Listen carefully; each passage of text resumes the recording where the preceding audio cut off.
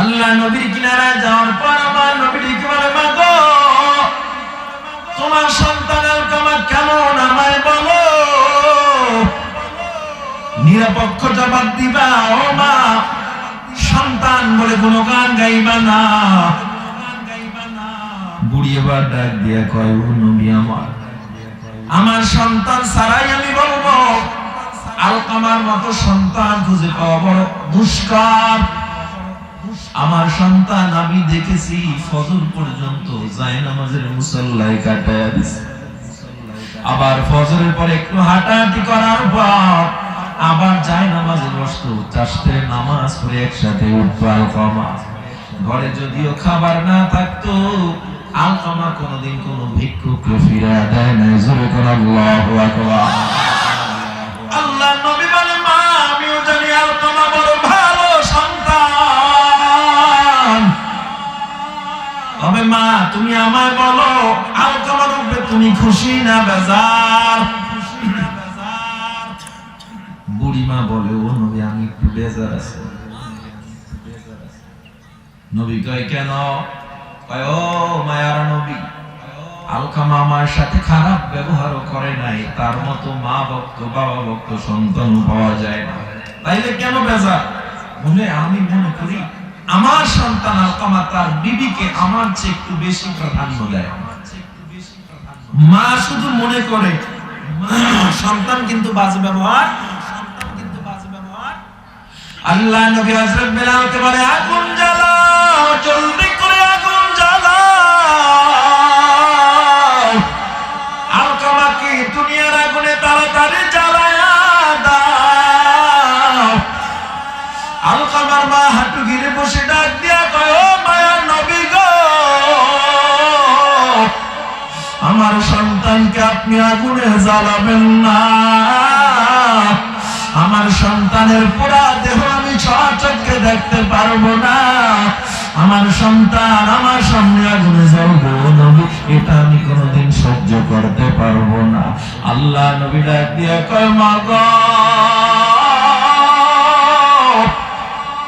ও মা, আলকামারে আমি দুনিয়ার আগুনে জ্বালাবো এটাই আপনি সহ্য করতে পারবেন না, কিন্তু আপনি একটু বেজার থাকার কারণে আমার আল্লাহ একটু পরে আলকামারে জাহান্নামের আগুনে জ্বালায়া দিবে। আলকামার মা লাফ দিয়া দাঁড়ায় কয়, সাহাবায়ে কেরাম শোনো, আমি মা আলকামার উপরে খুশি হয়ে গেলাম, আমার কোনো আর কষ্ট নাই। নবীজি এবার বেলালকে কয়, যাও যাও গিয়ে দেখো আলকামার অবস্থা কি। হযরত বেলাল গিয়া দেখেন আলকামার জবান থেকে জোরে জোরে কালেমা বের হচ্ছে। কেমন সাহাবী আলকামা, তাহাজ্জুদ ছাড়ে না, যে আলকামা চারটি নামাজ ছাড়ে না, মা বাবার সাথেও ভালো ব্যবহার। আলকামা এরপরেও কেন জাহান্নামে চলে যাচ্ছিল? কারণ মা মনে করছে তার চেয়ে তার বউরে বেশি প্রাধান্য দেয়। আর আপনি আমি নামাজ পড়িরা রোজা রাইখা মা বাবার সাথে বাজে ব্যবহার কইরা জান্নাতে যেতে চাই, বোকামি ছাড়া আর কিছু না। এই জন্য আল্লাহকে আমল লাগবে, আমল বলতে তোমরা কি মনে করছো শুধু নামাজ রোজা হজ যাকাত এগুলোর নাম আমল না? আমলের মধ্যে অন্যতম একটা হলো বান্দা মা বাবার খেদমত। কি জোরে বলেন, জোরে বলেন। মা বাবার খেদমতের প্রয়োজন আছে না নাই? করবেন তো ইনশাআল্লাহ। আর জোরে বলেন। প্রথম আল্লাহ সৃষ্টি করে মায়েরি গর্ভের ভেতরে, নাভি দিয়া ক্ষুধা মিটায়। আল্লাহ নাভি দিয়া ক্ষুধা মিটায়, মুখে না পাখুন লাগলো না, যেই মায়ের পদতলে জান্নাত সন্তানের ঠিকানা। মায়ের মতো দরদি কেউ এই দুনিয়ায় পাইবা না, যেই মায়ের পদতলে জান্নাত সন্তানের ঠিকানা। আসলো মানুষ দুনিয়াতে লাথি দিয়ে মায়ের কলি যাতে, তারপরে মা কত খুশি, তারপরেও মা কত খুশি। সন্তান বিনে কিছু বুঝে না, জি মায়ের পথ দুতলে জান্নাত সন্তানের ঠিকানা। আল্লাহ তাআলা বলেন ওয়াকাদা রাব্বুকা আল্লা তা'বুদু ইল্লা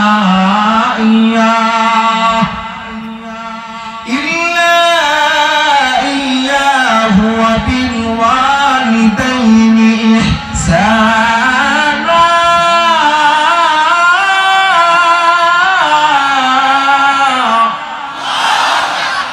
ইম্মা ইয়াবলুগান্না ইনদাকাল কিবারা আহাদুহুমা আও কিলাহুমা ফালা তাকুল লাহুমা উফিন ওয়ালা তানহারহুমা ওয়া কুল লাহুমা কাওলান কারীমা।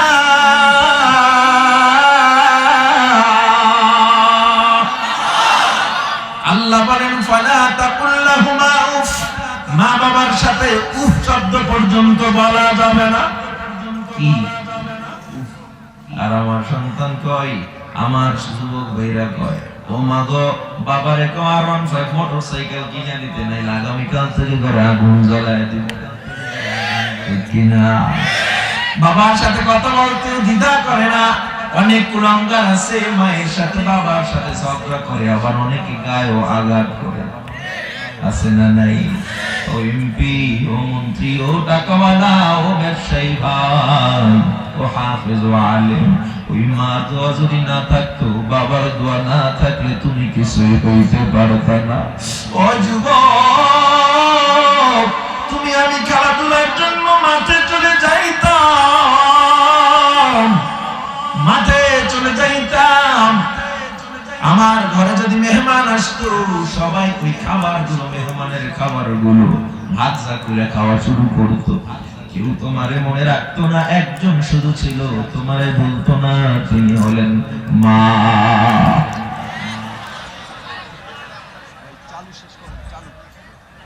আলহামদুলিল্লাহ,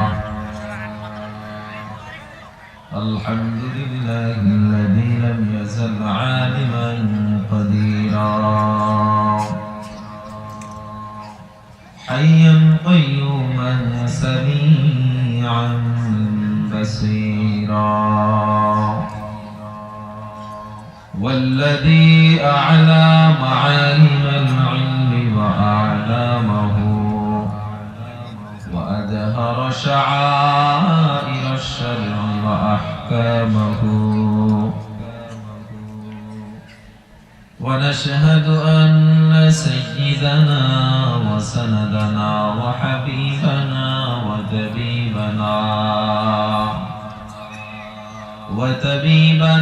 وطبيب قلوبنا ومولانا محمد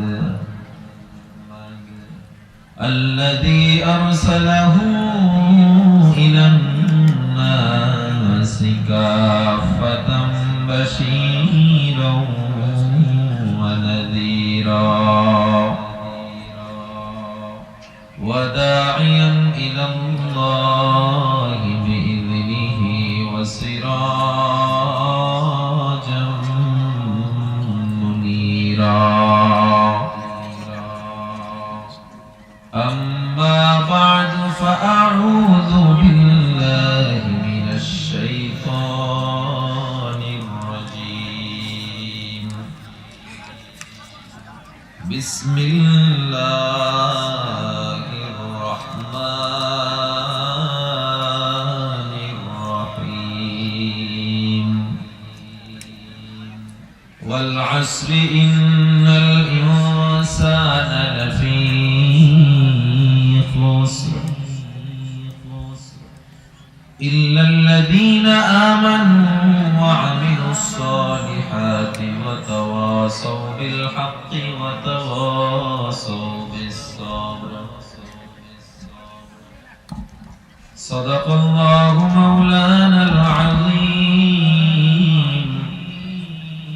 وقال النبي صلى الله عليه وسلم: الإيمان بضع وسبعون شعبة فأفضلها قول لا إله إلا الله وأدناها إماطة الأذى عن الطريق والحياء شعبة من الإيمان.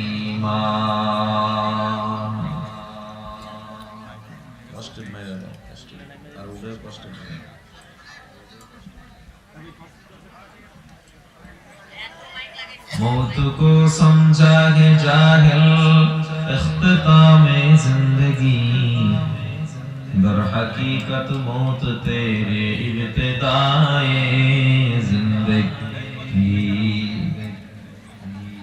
ईचमा सहारा भी होगा ये खबर बुलबुल को दो, ताकि अपनी जिंदगी को सोच कर कुर्बा करे। जिंदगी है अज़बराए बंदगी, जिंदगी बे बंदगी शर्मिंदगी। ऐश अशरत के लिए दुनिया नहीं, याद रख तू बंदा है मेहमानगी। ला इलाहा इल्लल्लाह, ला इलाहा इल्लल्लाह, ला इलाहा इल्लल्लाह, ला इलाहा इल्लल्लाह, ला इलाहा इल्लल्लाह, ला इलाहा।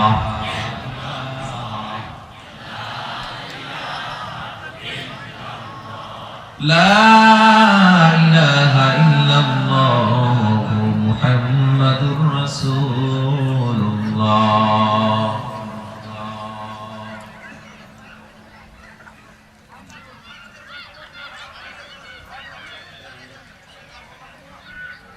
জিরাবো গার্মেন্টস শ্রমিক কাফেলার উদ্যোগে কোরআন তেলাওয়াত প্রতিযোগিতা ও সপ্তম বার্ষিক ওয়াজ মাহফিল উপস্থিত অত্র মাহফিলের সম্মানিত সভাপতি জনাব দেওয়ান মোহাম্মদ মেহেদি মাসুদ মঞ্জু, উপস্থিত অত্র মাহফিলের সম্মানিত প্রধান অতিথি আলহাজ ডাক্তার এনামুর রহমান এমপি,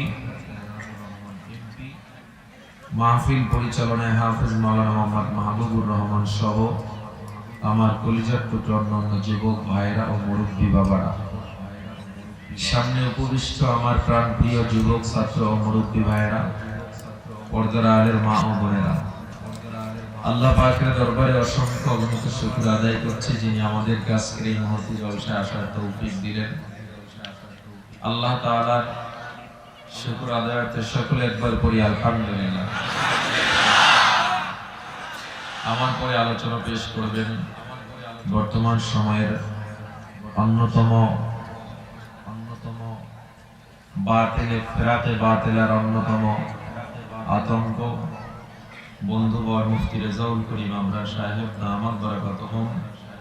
এরপরে বয়ান পেশ করবেন আমার বড় ভাই হযরত মাওলানা হাফিজুর রহমান সিদ্দিক কুয়াকাটা। আজকে বড় ভাই মাদ্রাসায় ছাত্রদের প্রোগ্রামের কারণে উনি এখন ওখানে আছেন। ইনশাআল্লাহ প্রোগ্রাম শেষের পথে উনি রওনা দিবেন। শেষ আখিরি মোনাজাত দিয়ে তো আমরা যাবো ইনশাআল্লাহ। উনি যে আসবেন এটা তো কনফার্ম ইনশাআল্লাহ। ইনশাআল্লাহ আপনাদের মাঝে সূরাতুল আসর ছোট্ট একটা সূরা তেলাওয়াত করেছি। এই সূরার আলোকে আমি সংক্ষিপ্ত সময় কিছু কথা বলবো। আল্লাহ তাআলা যেন আমাদেরকে, আমাকে সহ আপনাদের সকলকে প্রত্যেকটা কথার উপরে আমল করার তৌফিক দান করেন। আল্লাহ তাআলা বলেন ওয়াল আসর ওয়াউলিল কসমি, আল্লাহ কসমের জন্য শব্দটা ব্যবহার করেছেন। আল্লাহ বলেন সময়ের শপথ। আসরুনের আরেকটা শব্দ জামানা, কাল। আল্লাহ সময়ের শপথ করে বলেন ইন্নাল ইনসানা লাফি খুসর, নিশ্চয়ই সব মানুষগুলো ক্ষতিগ্রস্ত। সব মানুষগুলো ক্ষতিগ্রস্তের ভিতরে। আমরা যারা জান্নাতের আশা করি, নামাজ আদায় করি, গুনাহ করি না, আমাদেরকে আল্লাহ বলেছেন সবাই ক্ষতিগ্রস্ত। সবাই কি আসলে ক্ষতিগ্রস্ত? তাফসীরে মাযহারি কাজী সানাউল্লাহ পানিপতি রাহমাতুল্লাহ আলাইহি বলেন, আল্লাহ যাকে ক্ষতিগ্রস্ত বলেছেন সে কখনো জান্নাতি নয়, মূলত আল্লাহ বলেছেন সব মানুষ জাহান্নামী। ইল্লা, তবে সব মানুষগুলো জাহান্নামে যাবে না, কিছু মানুষ জান্নাতে যাবে।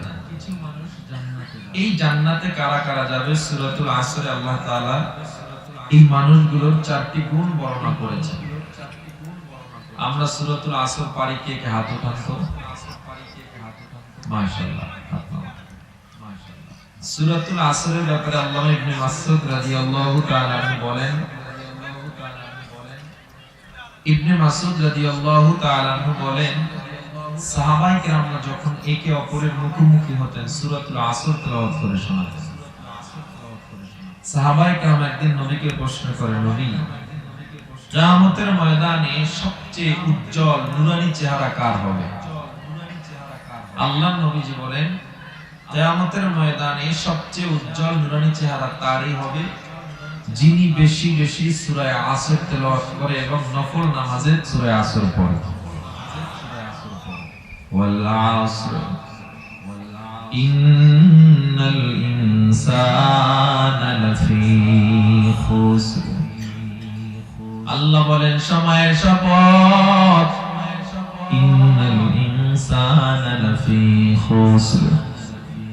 সময়ের শপথ, নিশ্চয়ই সব মানুষগুলো ক্ষতিগ্রস্ত, সব মানুষগুলো জাহান্নামী। ইল্লা, তবে সবাই জাহান্নামী না। কারা জান্নাতে যাবে? আল্লাহ বলে চার গুণওয়ালা মানুষ জান্নাতে যাবে। সবাই জোরে জবাব দেন, হাত উঠে, কয় গুণওয়ালা মানুষ জান্নাতে যাবে?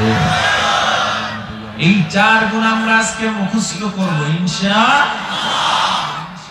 এক নম্বরের গুণ আমরা একটু পরীক্ষা করে দেখব, আমাদের মধ্যে কোন কোন গুণগুলো আল্লাহ আমাদের মধ্যে রেখেছেন, কোন কোনগুলো আমাদের মধ্যে নাই। চলেন পরীক্ষা করে দেখি।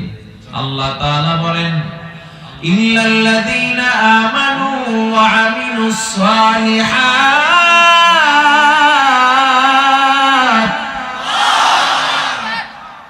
এক নম্বরে যারা ঈমানদার। ঈমানদার কারা? আমানতু বিল্লাহ। এক নম্বরে ঈমানদার তারা যার মধ্যে আল্লাহর উপরে বিশ্বাস আছে। আল্লাহর উপরে কেমনে বিশ্বাস করব? লা তুশরিক বিল্লাহ, আল্লাহর সাথে শরীক করা যাবে না। হুয়াল্লাহু আহাদ, আল্লাহ একজন। সবাই বলেন আল্লাহ কয়জন? আল্লাহ বলে তুই ঈমানদার হবি। কেমনে ঈমানদার হবি? এক নম্বরে আমার বিশ্বাস করবি, দ্বিতীয় নম্বরে রাসূলিহি, রাসূলকে বিশ্বাস করব।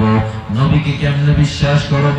আল্লাহ নবী বলেন আনা খাতামুন নাবিয়্যিন লা নাবিয়্যা বাদি। আল্লাহ নবী বলেন আমি শেষ নবী, আমার পরে আর কোন নবী আসবে না। আল্লাহর প্রেরিত পয়গম্বর এবং রাসূল হলেন মুহাম্মাদুর রাসূলুল্লাহ সাল্লাল্লাহু আলাইহি ওয়াসাল্লাম। ও মুসলমান, আমায় জবাব দেন, নবীর পরে আর কোন নবী আছে নাকি? তাহলে কাদিয়ান মুসলমান না কাফের? আর জোরে বলেন। কাদিয়ানীদেরকে যারা কাফের মনে করবে নাও, তারাও কাফের। ঠিক কিনা যারা বলেন? আমরা চাউলের জন্য আন্দোলন করি না, বিদ্যুতের জন্য মুসলমান কখনো আন্দোলনে নামে না। মুসলমান কোনদিন পেটের ক্ষুধার জন্য আন্দোলন করে না। আমাদেরকে বিদ্যুৎ দেওয়া হবে না। আমরা মুসলমান ল্যাম্প হারিকেন জ্বালা পড়ালেখা করব, প্রতিবাদ করব না, রাস্তায় নেমে মিছিল করব না। আমাদেরকে যদি পেঁয়াজের দাম 200 থেকে 300 করা হয়, 400 500 করা হয়।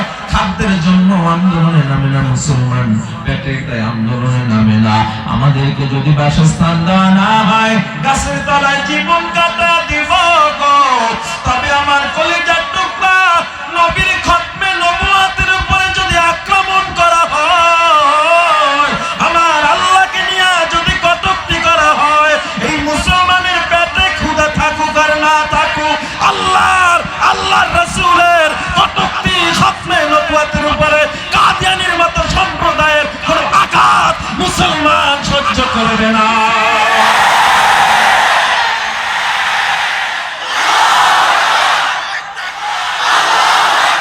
আমরা মুসলমান, আমরা বীরের জাত, আমরা তো সেই শেখ খালিদের জাতি।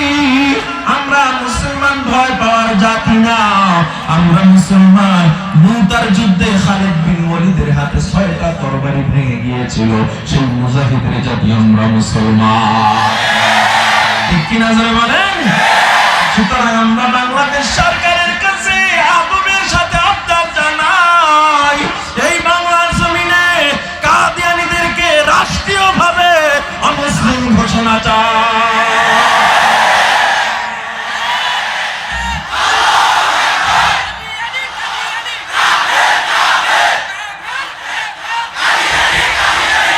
ও মুসলমান ইমানদার, আল্লাহ বলে ইমানদার হবা, শুধু শুধু মনে মুখে মুখে দাবি করো না আমি রাসূলকে ভালোবাসলাম, নবীকে ভালোবাসলাম, কিন্তু কাদিয়ানীরা দাবি করলো সেও নবী। আমরা মুসলমান যদি এটারে যদি আমরা নবীর বিশ্বাস করতাম, কাদিয়ানীকে নবী বলার পরেও আমরা চুপ থাকতে পারতাম না। ঠিক কিনা? আমরা তো গরু খাওয়া মুসলমান, ঠিক না? আরো একটা পার্থক্য আছে, বাপ মা খতনা করাইছে, এটা একটা পার্থক্য আছে। ইহুদি খ্রিস্টানের গালে দাড়ি নাই, মুসলমানের গালে দাড়ি নাই। ইহুদি খ্রিস্টানরা আযান শুনে মসজিদে যায় না, আমার মুসলমান ভাই আযান শুনে মসজিদে যায় না। ঠিক কিনা যারা বলেন? ইহুদি খ্রিস্টানরা বেঈমান বেদিনরা, যার মোবাইলে ল্যাংটা নাচ, ব্লু ফিল্ম, বলিউড হলিউড দিয়া ভরা, মুসলমানের সন্তানের মোবাইলটাও বলিউড হলিউড ল্যাংটা নাচ দিয়ে ভরে বেড়াচ্ছে। ঠিক ঠিক আপনার আসতে কইলো ঠিক, জোরে কইলো ঠিক। যদি ঠিক কোন জোরে বলেন ঠিক না ভুল? যেই যুবকটারে কোনোদিন দেখি নাই ফজরের সময় মসজিদে গেছে, সেও তার প্রিয় দলের খেলা দেখার জন্য বিশ্বকাপের সময় রাস্তায় রাস্তায় মিছিল দিছে আর খেলা দেখছে। ঠিক কিনা? যারা ঠিক করাও দেখছে, ঠিক না? অথচ নবীর জন্য যদি এতটুকু মহাব্বত থাকতো, তার প্রিয় খেলোয়াড়ের জন্য যে পরিমাণ মহাব্বত, আল্লাহর জন্য যদি এতটুকু করতো, আমার মনে হয় তার আল্লাহকে নবীকে পেয়ে যেত। তাই ইমানদার হতে হবে। 4 নম্বর, 1 নম্বর গুণ আল্লাযীনা আমানু, যারা ইমানদার। ইমানদার কারা? 1 নম্বরে কাকে বিশ্বাস করলাম, 2 নম্বরে নবীকে বিশ্বাস করলাম, ওয়া কুতুবিহি, আমরা কিতাবকে বিশ্বাস করলাম, তাওরাত, জবুর, ইনজিল, কুরআন সহ আরো 108 খানা সহিফা কিতাবের উপর আমরা ঈমান আনলাম। আনছেননি? এরপরে আসেন ওয়াল কদরি, তাকদীর, ভাগ্যের উপরে বিশ্বাস আনতে হবে। খায়রিহি ওয়া শাররিহি, তাকদীরের ভালো মন্দ মিনাল্লাহি তাআলা, কার পক্ষ থেকে, এটা মানেন আপনারা? ওয়াল বাসি, পুনরুত্থান, মরণের পরে আল্লাহ উঠাবেন, বাদাল মাউত, মরণের পরে আল্লাহ আবার কিয়ামতের দিন উঠাবেন, এটা বিশ্বাস করেন কি করেন না? তাহলে আলহামদুলিল্লাহ যে আমাদের 4 গুণের 1 গুণ আমাদের মধ্যে বিদ্যমান। সকলে কোন আলহামদুলিল্লাহ। জান্নাতে যাইতে আর কয়টা গুণ লাগবে? হইছে কয়টা? বাকি আছে কয়টা? 3টা গুণ। আল্লাহ কয় ইমানদার হলেই হবে না, আল্লাহ বলেন ওয়া আমিলুস সালিহাত, ইমানদার ইমানদারের অভাব নাই, তোমার মতো হাজার হাজার মানুষ আল্লাহর মানে, নবীরে মানে। ওই বান্দা আল্লাহকে বিশ্বাস করে, নবীকেও বিশ্বাস করে, কিন্তু বান্দা ফজরের সময় নামাজের জন্য ওঠে না। আছে না নাই? আল্লাহ মানে, নবী মানে, পরকাল মানে, তাকদীর মানে, কিন্তু বান্দা সুদের কারবারি করে। আছে না নাই? আল্লাহ কয় হবে না, হবে না। ও বান্দা, তুমি যদি জান্নাত পাইতে চাও, ঈমানের পাশাপাশি আমল লাগবে। সকলে বলেন কি লাগবে? এক নম্বরে ঈমান, সবাই বলেন এক নম্বরে। দ্বিতীয় নম্বরে আমল। আমল কাকে বলে আসেন? আমল বলতে আমরা কি বুঝি? নামাজ, রোজা, হজ, যাকাত আমল করলাম তো জান্নাত পেয়ে গেলাম, ঠিক না? নাকি দ্বিধাদ্বন্দ্বে পড়ে গেছেন? নামাজ, রোজা, হজ, যাকাত ঠিক তো আমার জান্নাত ঠিক। কারো সাথে ভালো ব্যবহার করার নাম আমল। নামাজ পড়ো, রোজা রাখো, হজ করো, যাকাত দাও, আবার ভালো ব্যবহারও করো, দান খয়রাত করো, কিন্তু মা বাবার সাথে ভালো ব্যবহার করবা না। ফি কামারিস সামাই নুক্তা, আসমানের চাঁদের গায়ে দাগ দেখা যায়, আমার নবীর গায়ে দাগ দেখা যায় না। আল্লাহু আকবার বলেন, আল্লাহু আকবার। আসমানের চাঁদের গায়ে দাগ দেখা যায়, নবীর গায়ে দাগ দেখা যায় না। সাইয়্যিদুল কাউনাইন খাতামুল মুরসালিন, আখির মদবুদ ফখরুল আউয়ালিন, শুধু ওজুদাস রহমাতাল লিল আলামিন, মসজিদে উশুদ হামারো এ জমিন, তু কুজা সুন্নতে আহমদ কুজা, মা মুহাম্মদ কে বুয়াদ নিসবত তোরা। এমন মায়ার নবী আমার, এই মায়ার নবী নিজের চরিত্রটা কেমন? কয় ওই আলকামার মা যদি না আসতে পারে, আমি নবী নিজে যাব। হযরত বেলাল আলকামার মায়ের কাছে গিয়ে কয়, মা গো, ও মা,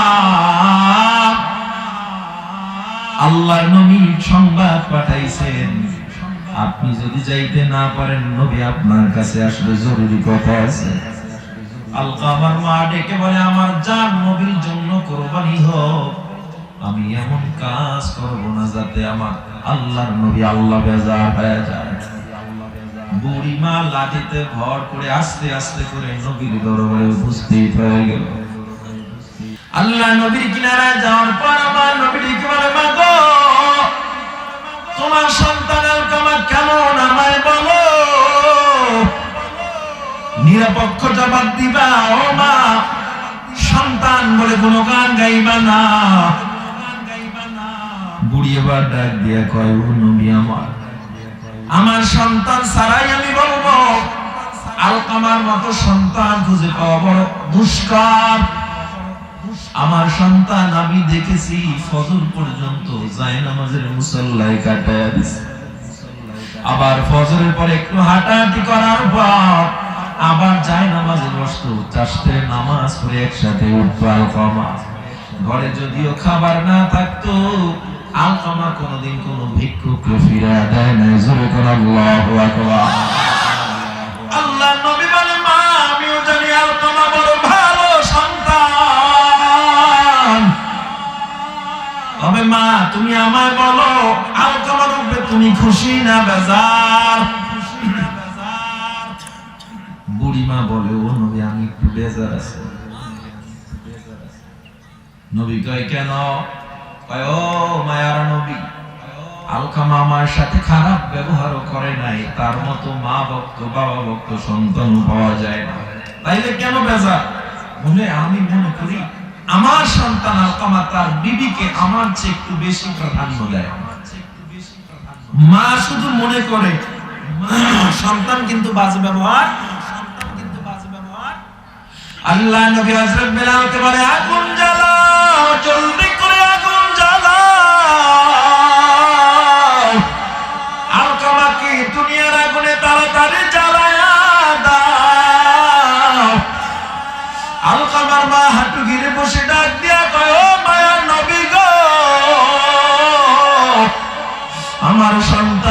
আপনি আগুনে জ্বালাবেন না। আমার সন্তানের পোড়া দেহ আমি চোখে দেখতে পারবো না। আমার সন্তান আমার সামনে আগুনে জ্বলবে, নবী এটা আমি কোনোদিন সহ্য করতে পারবো না। আল্লাহ নবী ডাক দিয়ে কয়, মা গো, ও মা, আলকামারে আমি দুনিয়ার আগুনে জ্বালাবো এটাই আপনি সহ্য করতে পারবেন না, কিন্তু আপনি একটু বেজার থাকার কারণে আমার আল্লাহ একটু পরে আলকামারে জাহান্নামের আগুনে জ্বালায়া দিবে। আলকামার মা লাফ দিয়ে দাঁড়ায় কয়, সাহাবায়ে কেরাম শোনো, আমি মা আলকামার উপরে খুশি হয়ে গেলাম, আমার কোনো আর কষ্ট নাই। নবীজি এবার বেলালকে কয়, যাও যাও গিয়ে দেখো আলকামার অবস্থা কি। হযরত বেলাল গিয়ে দেখেন আলকামার জবান থেকে জোরে জোরে কালেমা বের হচ্ছে। কেমন সাহাবী আলকামা, তাহাজ্জুদ ছাড়ে না, যে আলকামা চাষতের নামাজ ছাড়ে না, মা বাবার সাথেও ভালো ব্যবহার। আলকামা এরপরেও কেন জাহান্নামে চলে যাচ্ছিল? কারণ মা মনে করছে তার চেয়ে তার বউরে বেশি প্রাধান্য দেয়। আর আপনি আমি নামাজ পড়িরা রোজা রাইখা মা বাবার সাথে বাজে ব্যবহার কইরা জান্নাতে যেতে চাই, বোকামি ছাড়া আর কিছু না। এই জন্য আল্লাহকে আমল লাগবে, আমল বলতে তোমরা কি মনে করছো শুধু নামাজ রোজা হজ যাকাত এগুলোর নাম আমল না? আমলের মধ্যে অন্যতম একটা হলো বান্দা মা বাবার খেদমত। কি জোরে বলেন, জোরে বলেন। মা বাবার খেদমতের প্রয়োজন আছে না নাই? করবেন তো ইনশাআল্লাহ। আরো জোরে বলেন। প্রথম আল্লাহ সৃষ্টি করে মায়েরই গর্ভের ভেতরে, নাভি দিয়া ক্ষুধা মিটায়। আল্লাহ নাভি দিয়া ক্ষুধা মিটায়, মুখে না পাখুন লাগলো না, যেই মায়ের পদতলে জান্নাত সন্তানের ঠিকানা।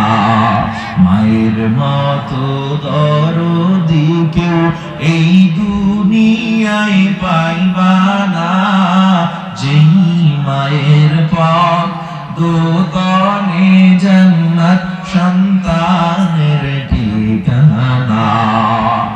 আসলো মানুষ দুনিয়াতে লাথি দিয়ে মায়ের কলিজাতে, তারপরে মা কত খুশি, তারপরেও মা কত খুশি। সন্তান বিনে কিছু বুঝে না, যে মায়ের পদতলে জান্নাত সন্তানের ঠিকানা। আল্লাহ তাআলা বলেন, ওয়াকাদা রাব্বুকা আল্লা তা'বুদু ইল্লা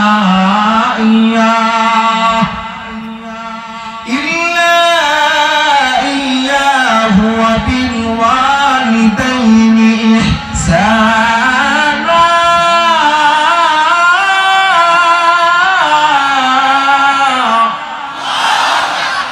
ইম্মা ইয়াবলুগান্না ইনদাকাল কিবারা আহাদুহুমা আও কিলাহুমা ফালা তাকুল লাহুমা উফফিন ওয়ালা তানহারহুমা ওয়া কুল লাহুমা কাওলান কারীমা।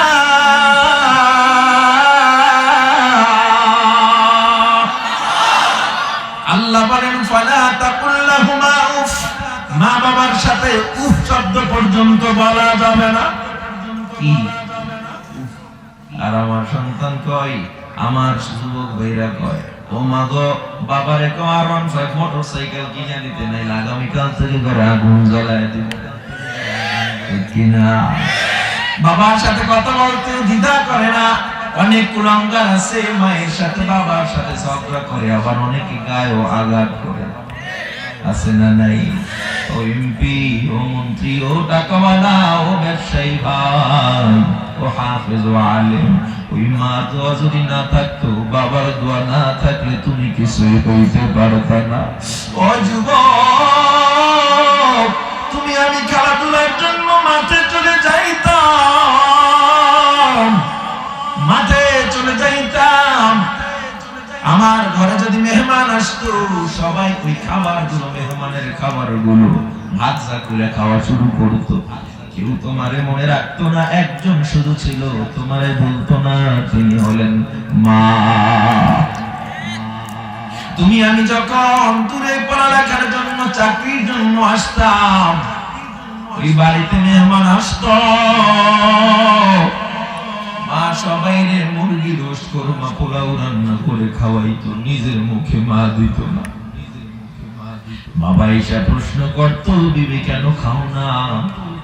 মায়ের ঠোঁট দুইটা থরথর করে কাঁপতে থাকতো। মা ডাক দিয়ে বলতো, স্বামী গো, আমার বুকের মানিক দূরে রাখে আমি মা ভালো খানা খাইতে পারি না। আজকে সেই মাকে কষ্ট দাও, সেই বাবারে কষ্ট দাও, একটুকু মায়া হয় না? আমি জানি এখানে সবাই ভদ্র, মা বাবার সাথে ভালো ব্যবহার করুন। আমি ভালো করে জানি, বিশ্বাস করি আপনারা মা বাবার সাথে বাজে ব্যবহার করেন না। ও জিরা বড় মুসলমান, তবে যারা মা বেঁচে আছে অথবা বাবা বেঁচে আছে অথবা উভয়ে বেঁচে আছে, আজকের পর থেকে মা বাবার সাথে এমন ব্যবহার করব না যে উফ শব্দটাও বলবো না। কে কে রাজি আছেন? আল্লাহকে হাতটা দেখা দাও। নারায়ে তাকবীর, নারায়ে তাকবীর। কয় গুণওয়ালা মানুষ জান্নাতে যাবে? এক নাম্বার ইমানদার, দ্বিতীয় নাম্বার আমলওয়ালা। আমলের মধ্যে মা বাবার খেদমত আছে না নাই? সুদ খাইলে আমল করা যায় নাকি? ঘুষের মধ্যে থাকলে আমল করা যায় নাকি? অন্যের সম্পদ কাইটা নিজের জমির মধ্যে ঢুকাইলে আমল হয় নাকি? কথা বলে না। অন্যের লইয়া সমালোচনা করলে আমল হয় নাকি? আলেমদের নিয়ে 2 নম্বরই করলে আমল হয় নাকি? আলেম নিয়ে তোমার চুলকানি, মাদ্রাসা নিয়ে তোমার চুলকানি, টকশোতে বয়া বয়া কোনো কাজ নাই, শুধু হুজুর লইয়া গুতাগুতি আছে না নাই? কোনো কাম নাই। হুজুররা মানুষের বাড়ি খায় আর বুড়িওয়ালা আবার কাছে, হুজুররা মানুষের বাড়ি খায়, হুজুররা পোলাডারে কই পড়াও, মাদ্রাসা কই শেষ শেষ। সরকারি চাকরি নাই, সরকারি অনুদান নাই, সন্তান তো চাকরিও পাবে না। সন্তানরে যা পড়াইতেছো খালি কোরআন শিখবে, হাদিস শিখবে, এডি দিয়ে চলে না। কোরআন হাদিস দিয়ে চলে না। এই যে কোরআনটা আমার হাতে, এই কোরআন ধরেন তাওরাত, জবুর, ইনজিল, কোরআন, ঋগ, বেদ, গীতা, বাইবেল, রামায়ণ যা আছে এর মধ্যে শ্রেষ্ঠ কোনটা? এটা আমাদের কথা নাকি বেঈমানরাও মেনে নিয়েছে? তারাও তাদের তাকের উপরে কোরআনকে রেখে দেয়, সর্বাগ্রে কোরআনকে রেখে দেয়। ইউনাইটেড স্টেট অফ আমেরিকার নাসার বিজ্ঞানীরা যা আবিষ্কার করতেছে এই বিগত 50-100 বছরের মধ্যে, আমার আল্লাহ কোরআন এগুলো 1500 বছর আগে আবিষ্কার করে রাখছে।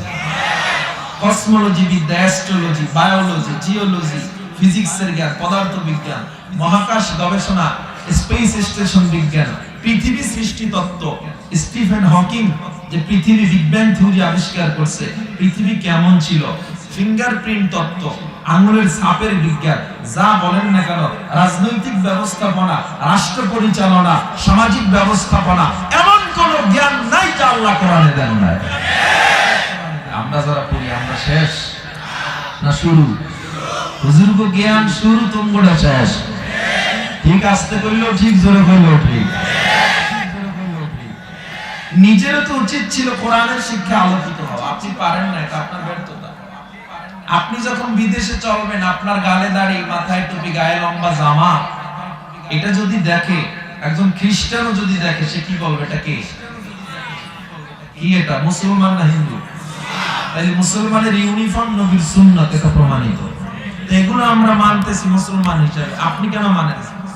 মানে না তো মানে না, হুজুরগুলো খালি গুতায়। হুজুররা দেশের জন্য প্রোডাক্টিভ না, দেশের জন্য এরা কিছু করে না। তুঙ্গ টাইগার বাহিনী বাংলাদেশ ক্রিকেট দল পত্রিকার পাতা খুললেই এর আন্ডা হয়ে ফিরছে,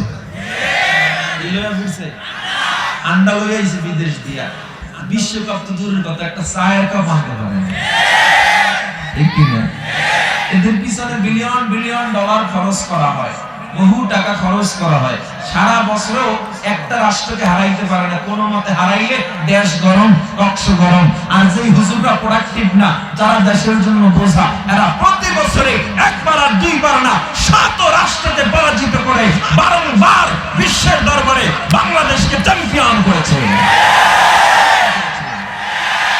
আমরা কিছুটা পারি, তোমরা থেকেও দেখাইতে পারলাম। রাষ্ট্র পরিচালনা হুজুররা বুঝে না। তুমি তো 56,000 বর্গ মাইলের একটা কর্নারের জিরাপুর কোনায় একটা সদস্য হইছো, ভাব তুমি একজন বড় বুশ, তুমি কমিটির সদস্য হয়ে তোমার ভাব তুমি প্রধানমন্ত্রী ছিল বড় কিছু। আর হযরত ওমর আমার মতো মোল্লা ছিল, হুজুর ছিল, সেই হযরত ওমর অর্ধ পৃথিবী শাসন করেছেন। বাদশা জুলকারনাইন, বাদশা শাহ সিকান্দার, বাদশা সুলতান সুলেমান অটোমান সাম্রাজ্য শাসন করেছে। সুলতান মাহমুদ গজনবীর ইতিহাস পড়ো, ইতিহাস পড়ে দেখো আমাদের ইতিহাস, ওলামায়ে কিরামের ইতিহাস, সোনালী রাষ্ট্র কায়েমের ইতিহাস। আমরা যদি রাষ্ট্র চালাই, দেশে দুর্নীতি থাকবে না। আমরা রাষ্ট্র চালাইলে বড় বড় বোতল খাইতে পারবে না। ওলামায়ে কিরাম রাষ্ট্র চালাইলে ব্রিজের টাকা টেন্ডারবাজি করে খাইতে পারবে না।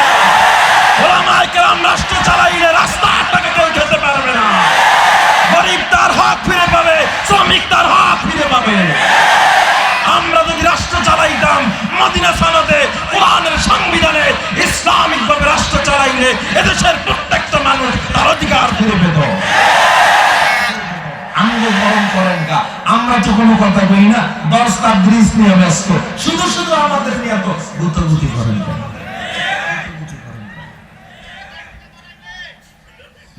কারো বলাতে হবে না। ইসলাম এমন এক জীবন ব্যবস্থা যে শত্রুকেও মাফ করে দেয়, ঠিক কিনা বলেন? মক্কা থেকে আমার নবীকে তাড়িয়ে দিয়েছিল বেঈমানরা। মায়ার নবী মক্কার মায়ায় বারবার কাবার দিকে তাকায় নবী কান্না করেছিলেন আর বলেছিলেন, হে কাবা, তুমি আমাকে আজকে প্রত্যাখ্যান করেছো কাবাবাসী, মক্কাবাসী। আমি এমন এক সময় আসবো, কালেমার পতাকা নিয়ে ঢুকবো, সব মানুষ কালেমার ছায়া তলে চলে আসবো।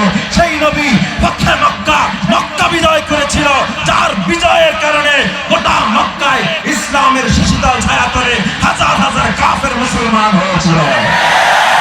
আমার নবী সবাইকে সেদিন সাধারণ ক্ষমা করে দিয়েছিলেন, ঠিক কিনা বলতে পারেন?